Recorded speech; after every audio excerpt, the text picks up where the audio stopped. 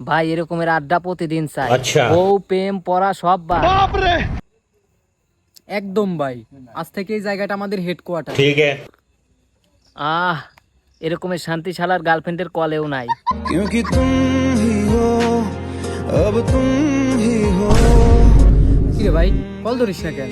তুমিও তো ব্যস্তেছে, গার্লফ্রেন্ড নাকি? শালার মেয়েটা মনে হয় জাদু জানে, আমি কনে আছি কি করতেছি সব বুঝে ফেলাই। কি বলিস? ভাই আমার জান বাসা, ফোন না ধরতে পারলি কাল শিওর আমার হাসপাতালে যাওয়া লাগবে। আচ্ছা তুই কল আগে ধর। হ্যালো জানু। না রে ঘুমাচ্ছিলাম। হ্যাঁ হ্যাঁ একদম একা। না না নুর আলী শিমুল আজকে কেউ আসে নাই। বল, আমরাই তোর পাশে ঘুমাই আছি। চুপ থাক। আরে শরীরটা ভালো নাই, ঠান্ডা লাগছে মনে হয়। একবারও তো হাসি দিলি নে, এখন একটু কাশি দে, তাহলে ভাই অস্কার পুরস্কার পাবি। না না টিভিতে একটা মুভি চলতেছে তো ওইটারই আওয়াজ হচ্ছে।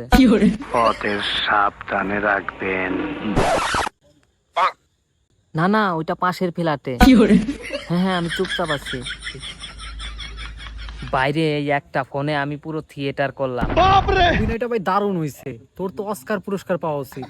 ভাই এখন থেকে প্রেম না, শুধু বয়েজ নাইট। अच्छा। নারীর কাছে পুরুষ বন্দি ঘুরায় 12 মাস সখী। কিরে কে ফোন দিছে? ভাই ও শালা এবার তোর পালা। ভাই, আমি ফোন ধরবো না। দোষ ফোন ধরবি না?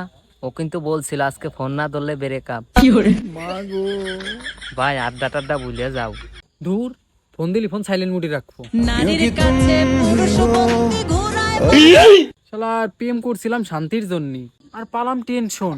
গার্লফ্রেন্ডকে দেখি আর মনে হয় গেম খেলেই মনে হয় ভালো ছিলাম। প্রেম করলেই শোক আসবে ভেবেছিলাম, এখন দেখি চার্জারের থেকেও বেশি চার্জ নিচ্ছে সে। अच्छा। পেটের খরচ, রাগের খরচ, মুডের খরচ। শালার মাস শেষে দেখি আমার আত্মাও কিস্তিতে যাইতেছে।